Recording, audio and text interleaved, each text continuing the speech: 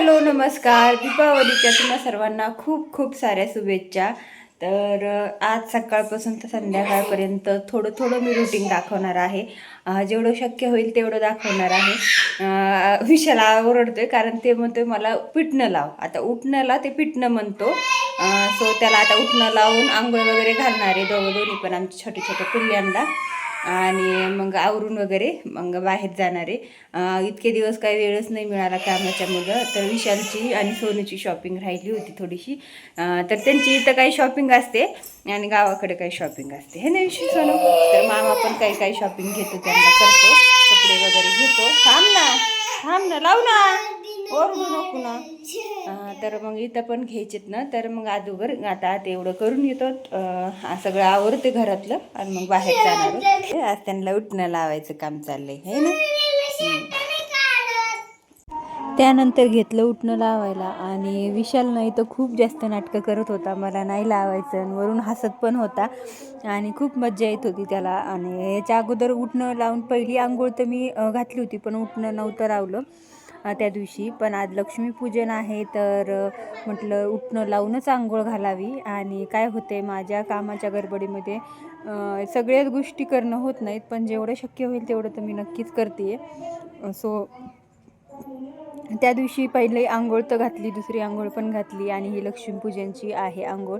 So Lakshmipujan दिवशी दोघांनाही मुलांना उठणं लावून घेतलं आणि मस्त अशी आंघोळ वगैरे घातली. तर अगोदर विशूला मस्त असं उठणं लावून घेतलं आणि त्याला ना तो लावतच नव्हता. त्याला म्हटलं तू गोरा होशील, तू असं होईल तसं होईल, म्हणून मग ते कसं तरी त्याने लावून घेतलं. आणि त्यातही खूप जास्त नखरे तो करत होता आणि अशा पद्धतीने त्याला मी सगळं उठणं लावून घेतलं. त्यानंतर आली सोनूची बारी. तर सोनूला सुद्धा तशीच मज्जा येत होती. ती अगोदर नको नको म्हणत होती ना, अशी नखरे काहीतरी करत होती. तर आमच्या मायलिकीची अशी मज्जा मस्ती चालली होती.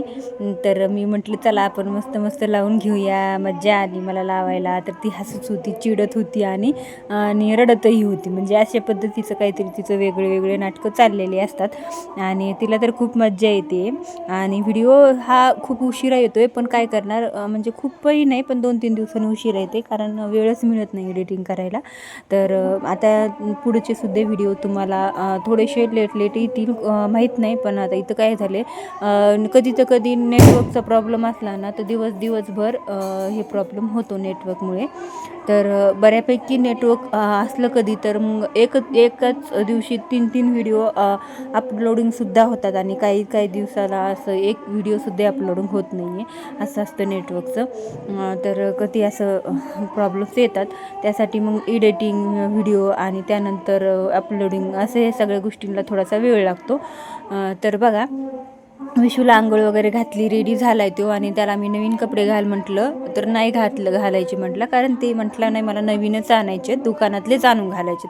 आता कपाटात तर मुलांचे खूप सारे नवीन कपडे असतात, पण त्यांना नसतात घालायचे. सण म्हटलं की त्यांना दुकानातलेच कपडे आणायचे असतात. त्याला म्हटलं ठीक आहे बाबा, आपण आणणारच आहोत, जाणारच आहोत, नंतर जाऊया, आत्ता तर ओवाळून घे. मग काहीतरी त्याला असं नादी लावून मी ओवाळायला घेतलं, टोपी वगैरे घालून. तर त्याला खूप जास्त आवडतो ओवाळायला, कारण मग तो म्हणतो की मला ओवाळल्याच्या नंतर मग मला तू पेढा खाऊ घाल, साखर खाऊ घाल आणि मग असं मला काहीतरी गिफ्ट देशील का, असं काहीतरी. मग ओवाळायचं चाललं होतं त्याचं, कारण त्याला ओवाळायचं म्हटलं की त्याला वाटतं की माझा बड्डे का काय असं म्हणून. तर मुलांचं तर हे असंच काहीतरी असते.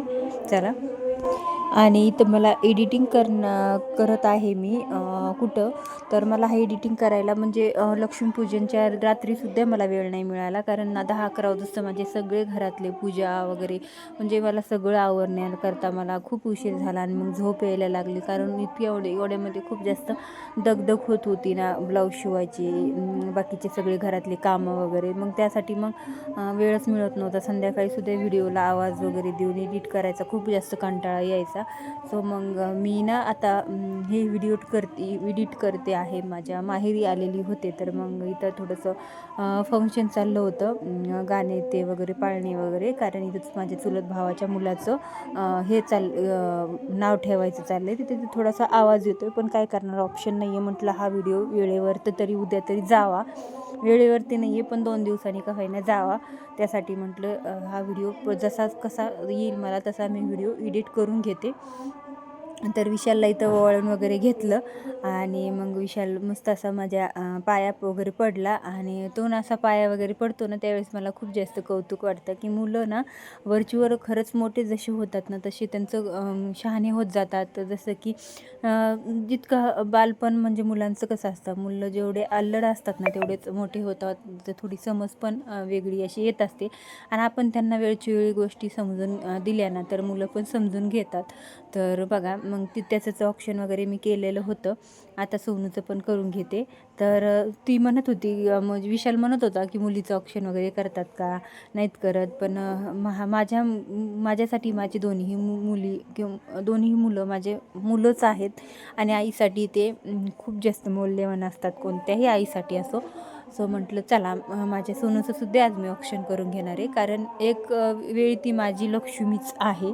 सो मुलगी ही लक्ष्मीच असते ना, आज लक्ष्मीपूजन होतं. तर म्हटलं चला आज तिची सुद्धा ऑप्शन करून घेऊया. मग तिचं पण ऑप्शन वगैरे करून घेतलं. आणि त्यानंतर मग सगळं आवरायला घेतलं, बाकीचं आवरून वगैरे घेतलं. आणि म्हटलं चला आता बाहेर जाऊया, कपडे घेऊन येऊया, जेणेकरून मग बाकीच्या गोष्टी मला आवरता येतील. संध्याकाळची पूजेची पण तयारी आहे. तर हिने मस्त हेअरस्टाईल वगैरे केली होती, तर मला म्हणत होती की दाखव. तर असं मस्त मज्जा येते तिला असं दाखवायला वगैरे.